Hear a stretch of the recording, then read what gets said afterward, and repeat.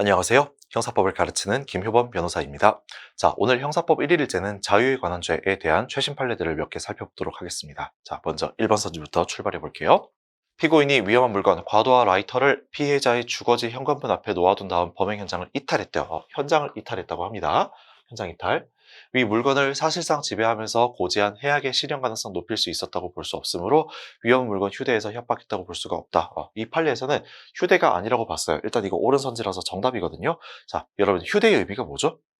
휴대의 의미는 우리 판례가 소지를 하는 걸 넘어서 널리 이용하는 거. 내가 범행 현장에서 사용할 의도 아래 널리 이용하는 걸 가지고 휴대라고 합니다. 그래서 반드시 그 물건이, 위험한 물건이 이 사람 피의자의 몸에 붙어 있을 필요는 없어요. 물리적으로 부착되어 있을 필요는 없다고 합니다. 하지만 그래도 범행 현장에는 있어야 되는 거고, 범행 현장에서 널리 사용할 의도로 뭔가 이제 피해자한테 인식시킬 의도로 내가 가지고는 있어야 돼요. 내가 몸에 지금 부착할 필요는 없지만.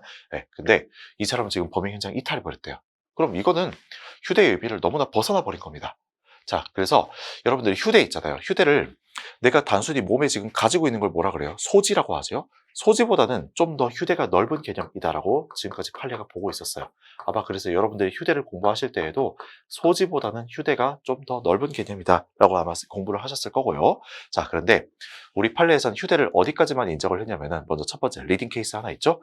자, 어떤 피고인이 차를 운전을 해가지고 그 앞에 서 있는 피해자를 향해서 뭔가 칠 듯이 조금씩 전진시킨 거 있잖아요. 그거 휴대라고 봤습니다. 자, 차를 내가 내 몸에 지금 소지, 갖고 있을 수 없어요. 너 차를 가지고 내 주머니에 넣을 수도 없고, 차는 되게 크잖아요. 그렇기 때문에 소지라고 볼 수는 없겠지만, 어쨌든 내가 범행 현장에서 사용할 의도 아래 널리 이용을 한 거니까 차를 휴대한다고는 봤습니다. 딱 거기까지가 이제 휴대예요.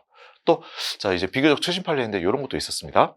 어떤 피고인이 피해자를 협박을 하면서 과도 있죠? 과도를 자기가 가지고 있다가 옆에 있는 의자에 이제 팍 꼽아놓고, 그 다음에 자기가 이제 손에 만지고 있지는 않았어요. 그래도 이제 피해자한테 협박한 거죠. 야, 너기 내가 저기 지금 의자에 꼽아놓은 과도 보이지? 내가 그거 가지고 확 찌른다? 확 찌른다 말이죠. 자기가 언제든 그 과도를 집어가지고 찌를 수 있다는 식으로 그 사람을 협박을 했습니다. 자, 그래서 이런 경우에도 비록 그 과도를 의자에 꼽아놔가지고 지금 내 손에 지금 붙어있진 않아요. 내 몸에 물리적으로 붙어있진 않아요. 하지만 어쨌든 범행 현장에 있었고, 언제든지 내가 손만 뻗으면은 닿을 수 있는 거리에 과도가 있었고, 내가 그걸 언제든지 뽑아가지고 너를 지금 협박을 할 수 있을 것이다 라는 인상을 주기에 충분했기 때문에 우리 재판에서는 그것도 휴대로 인정을 했었습니다. 자, 그런데 결국 휴대가 좀 소지보다는 아무리 넓다지만 그래도 최소한 어찌하겠어요? 범행 현장에는 있어야 돼. 범행 현장에는 그 물건이랑 같이 있어야 돼요. 그래야 좀 휴대로 봐주는 것인데, 여기서 지금 범행 현장을 이탈을 해버렸대요. 그럼 이거는 휴대라고 평가를 해줄 수가 없습니다. 너무나 넓게 인정하는 거예요. 이거는 너무나 저 피고인한테 불리한 유추 해석으로 가는 겁니다. 아시겠죠? 그래서 허용될 수가 없다. 제 생각에 이거는 형법 강론에서 나올 수가 있겠지만, 우리 형법 총론의 죄형법정주의 파트 있죠. 유추 해석 금지 원칙, 거기서 충분히 나올 수가 있습니다. 자, 그 다음 2번. 피고인이 존속인 피해자의 현관문 앞에 치사량의 메탄올이 둔 소주병을 놓아두고 간 경우, 두고 간 경우. 그럼 이게 뭐예요? 아까 1번 선지에서 나왔던 범행 현장을 이탈한 케이스겠죠. 그럼 현장을 이탈했으니까 이건 당연히 휴대로 평가되지가 않을 겁니다. 그렇죠? 그러면 위험한 물건 휴대했다고 볼 수가 없어서 특수는 빠져야 돼요. 그냥 존속협박죄까지만 성립하는 것이고, 다들 아시다시피 존속협박죄는 반의사 불벌죄입니다. 반치상 존을 포박회라고 하는 거잖아요. 그래서 이건 반의사 불벌죄인데, 특수가 만약 붙게 되면 걔는 반의사 불벌죄가 아니기 때문에 설령 어머니, 아버지, 직계 존속에 처벌 불원 의사표시가 있다 하더라도 검사는 기소를 할 수가 있게 돼요. 하지만 여기서는 특수가 붙지 않죠. 위험한 물건 휴대한 게 아니니까. 그렇기 때문에 반의사 불벌죄라서 만약에 어머니, 아버지가 직계 존속에 처벌 불원 의사표시를 했으면 검사는 공소를 제기할 수 없게 될 것입니다.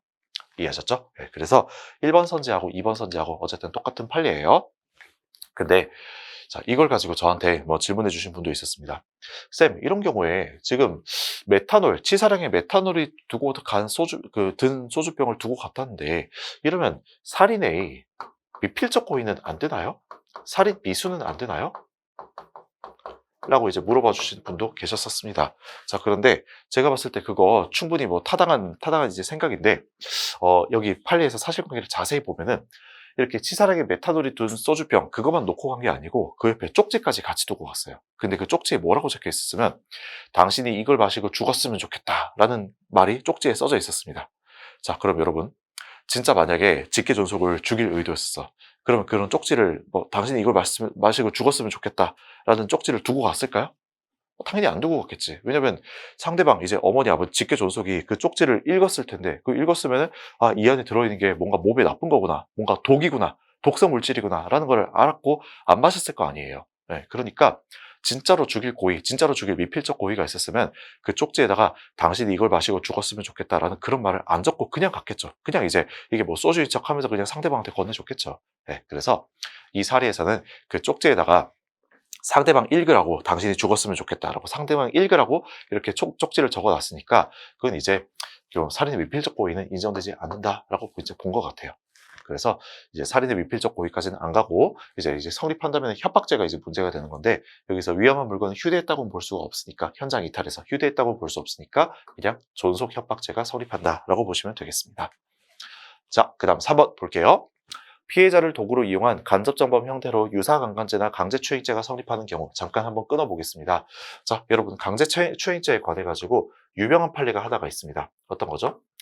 옛날에 한 2018년쯤에 나왔던 판례인데, 강제추행죄가 성립하기 위해서는 강제추행죄가 자수범 이라고는 볼 수가 없기 때문에 이거를 상대방 피해자를 이용을 해가지고도 얼마든지 간접정범 형태로 범할 수가 있다라고 합니다. 네, 자수범이 아니라서 일단 간접정범 형태로 범할 수가 있대요. 자, 그 다음 옛날에 나왔던 그 판례 중에 또 중요한 범위가 하나 있었죠. 간접정범의 도구로 이용되는 사람에는 피해자 본인도 포함이 될 수 있다는 게 바로 이 판례에서 설시가 됐습니다. 그렇죠? 이 간접정범의 도구로 이용되는 피이용자 있죠? 거기에는 피해자 본인도 피이용자에 포함된다라고 해요. 그러니까 피해자 본인을, 그 사람을 스스로 도구로 이용해가지고 그 사람한테 스스로 뭔가 이제 범죄를 저지르는 거, 그런 간접정범도 가능하다는 거예요. 근데 사실 이런 법리는 피해자 본인도 지금 도구로 이용하는 거 있잖아요. 그거는 우리가 그 판례를, 형법 강론 판례를 보다 보면은 상당히 심심치 않게 나옵니다. 어떤 게 있나요? 당장 살인죄에서 뭐 피고인이 아버지였었는데 7세, 3세 남짓된 어린 자식들을 권유해서 물에 들어와가지고 죽게 만들었어요. 그거 뭡니까? 살인죄의 간접정범이에요. 왜? 위계살인죄나 자살교사죄가 안 되는 이유는 거기서 7세, 3세 남짓된 어린 자식들, 피해자들이 딱히 자살의 의미를 이해하지 못했기 때문에 자살교사죄도 안 되는 거고 위계살인죄도 안 되는 거예요. 근데 자살의 의미를 이해하지 못하는 자기 어린 자식들한테 야, 물에 엄마 있으니까 우리 엄마 보러 가자라고 얘기를 해가지고 그 피해자들을 도구로 이용해가지고 스스로 죽게 만든 거잖아요. 그럼 그거 살인죄의 간접정범 되는 거거든요. 그래서 이렇게 피해자 본인을 도구로 이용하는 법리가 심심찮게 나옵니다. 어쨌든 여기 강제추행죄 그 판례에서 2018년쯤에 나온 그 판례에서도 역시 똑같은 법리를 설치하고 있다고 보시면 될 것 같아요. 자, 어쨌든 여기서 잠깐 끊었고 뒤에 한번 보겠습니다. 별도로 강요죄가 성립하는지 또 문제가 되는요. 얘는 이제 다른 색깔로 이제 강요죄의 구성 요건에 대해서 한번 보도록 하겠습니다. 자, 강요죄는 어떻게 하면 성립하는 범죄냐면요. 먼저 첫 번째로 폭행이나 협박이 있어야 돼요. 협박이 있어야 돼요. 그 다음 두 번째로 그 상대방으로 하여금 상대방의 권리 행사를 방해를 하거나 또는 그 사람한테 의무가 없는 일을 강요하면 성립하는 게 바로 강요죄입니다.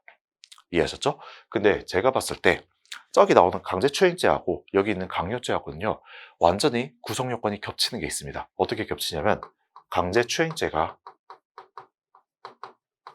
더 넓고요. 이 안에 강요죄가 포함이 된다고 보시면 될 것 같아요. 쌤, 왜 그렇죠? 자, 여러분, 강제추행죄도 폭행이나 협박을 요구하고 있습니다. 맞죠? 강요죄도 폭행이나 협박을 요구하네. 거기서도 지금 피해자한테 지금 협박을 해가지고 뭐 자신의 신체 부위를, 은밀한 신체 부위를 스스로 만지게 만든 거잖아요. 지금 피해자 본인 도구를 이용한 거니까. 그래서 협박이 딱 들어가네요. 그래서 강제추행죄도 협박 들어가고 강요죄도 협박 들어간다. 거기다가 그 피해자 본인으로 하여금 의무가 없는 일을 지금 강요를 하고 있는 거잖아요. 그러니까 지금 저런 방식의 강제추행에는 정확히 협박을 해가지고 의무 없는 일을 강요하는 방식이 딱 여기 포함이 되는 거니까 강요죄는 흡수가 되어가지고 따로 성립하지 않습니다. 그래서 그냥 강제추행죄 1죄만 성립한다 보시면 될 것 같아요. 아시겠죠? 왜? 지금 여기서 저 강제추행 자체가 지금 상대방한테 협박을 해가지고 막 뭐 당신의 신체 부위를 만지는 영상을 나한테 보여줘. 안 그러면 내가 당신 사진, 앨범 사진을 딴 사람한테 뿌려버릴 거야. 라고 이제 협박을 한 거잖아요.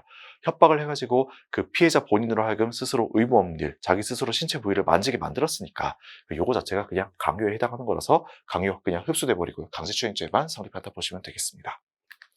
자, 그 다음 4번 볼게요. 미성년자가 보호감독자나 그로부터 보호감독을 위임받은 자의 사실적 지배하에 있는 경우 미성년자 본인만이 미성년자 유인죄의 기망 대상에 해당하고 보호감독자 등이 미성년자 유인죄의 기망 대상이 될 수는 없다. 자, 이게 어떤 사안이에요? 지금 상대방, 먼저 여기서 어른이 있습니다. 어른이 있고 여기 지금 아이가 있어요. 자, 어른이 부모님이라고 해볼게요. 부모님. 그 다음에 자식이라고 해보겠습니다. 자, 부모님이 이렇게 자식을 데리고 있어요. 근데 여기서 피고인이 가가지고 미성년자를 유인을 한다고 합니다. 유인이 뭐죠? 상대방을 꼬셔가지고 나한테 오게 만드는 거. 그게 유인이에요. 근데 꼬실 때 물론 이제 기망이 들어갈 필요 없어요. 반드시 속일 필요 없고 아이한테 사탕 줄게 일로 와. 진짜 사탕이 있거든. 꼭 기망이 들어갈 필요 없고 이제 상대방을 어떻게든 꼬셔가지고 나한테로 오게 만들면 성립하는 게 바로 미성년자 유인죄입니다. 유인. 아시겠죠? 자, 근데 여기 자식이 혼자 있는 게 아니라 부모님 손잡고 있었어.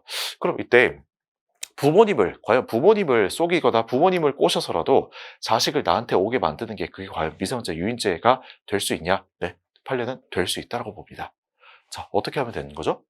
만약 피고인이 여기 가가지고 부모님한테 저희가 무슨 클래스를 여는데요. 무슨 영어 수업 클래스를 여는데요. 여기 뭐 다른 부모님도 다 자식들 보낸다고 하거든요. 그러니까 어머님께서도 자식 그냥 저희한테 보내세요. 저희가 영어 잘 가르쳐 드릴게요. 라고 속인 거예요.